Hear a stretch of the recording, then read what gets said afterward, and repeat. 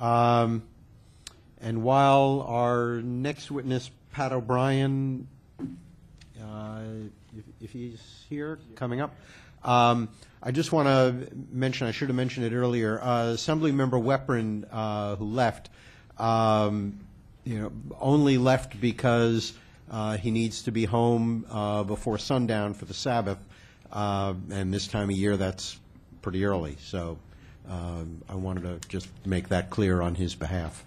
Do you swear that or affirm that the testimony you're about to give is true? Yes. Okay. Please state your name and go ahead. My name is Pat O'Brien. I'm the president of the New York State Citizens Coalition for Children.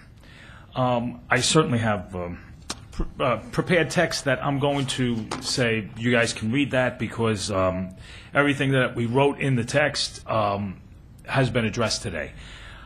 So I just want to I took some notes about things that didn't get covered, and that's what I just want to go over now.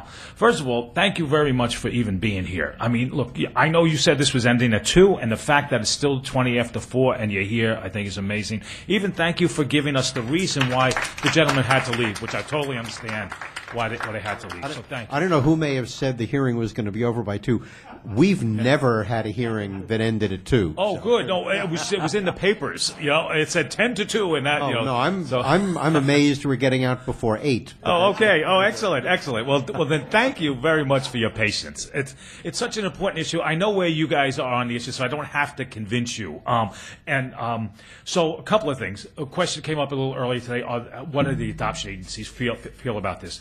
There's a group, New York State Adoption Action Network, a group of adoption agencies that meet on a regular basis, and I'm certain that every adoption agency in that group is in favor of this. So I'll put your staff in touch with the current president of that group, and if you wanted to have a conversation with adoption agencies. And I would be very cautious of any adoption agency that is not in support of openness. That was a practice they did years ago. It was ways that they made money. They wanted to keep everything closed. But that's not what's going on today. So I would be very suspicious of any adoption organization that actually still practices closedness. So that's another very important thing. Something that got addressed a little bit by Joseph, the gentleman from Staten Island, but I just wanted to really highlight it. You guys are the parents of thousands of kids, whether you know it or not. We have loads of kids in New York State's foster care system. In my other role, I'm a volunteer with the Citizens Coalition for Children, but I'm also the founder of an adoption agency called You Gotta Believe, the Older Child Adoption and Permanency Movement. And what we do is we find permanent parents and adoptive parents for kids who are aging out of the system in order to prevent them from becoming homeless when they age out. So we're finding homes for 14, 15, 16, 17-year-olds.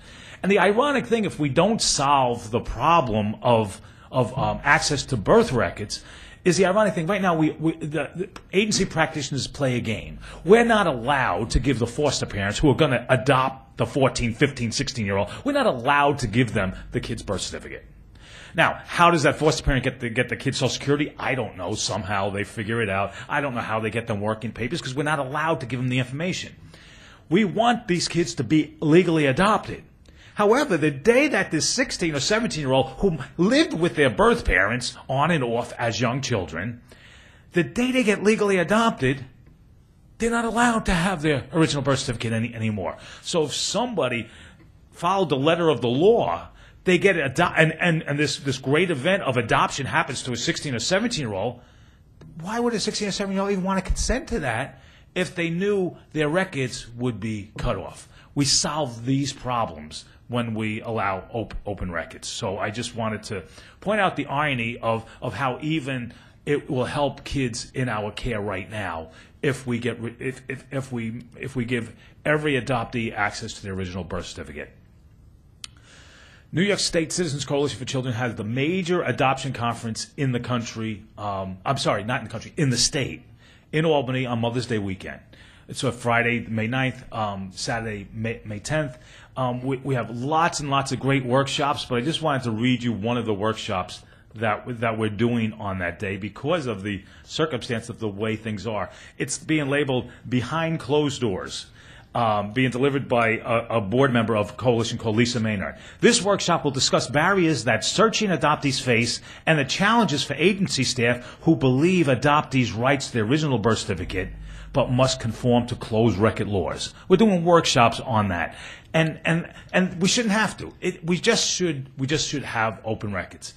And what I'm hoping is, I know we can't do it in time for this year, but what I'm hoping for our Mother's Day conference in 2015 is that we can honor your entire committee at our conference because you made this legislation happen. So I hope you do a good job of lobbying your Senate people and the rest of your Assembly people. But, in this day and age, it's an antiquated law. I think you guys are on the cusp of making it happen. And I just want to thank you again for even giving us this full day and your attention on this issue that is so, so important. Before I leave, just wanted to know if you had any questions. I don't think so. Thank you very much. All righty. Okay. All right, well,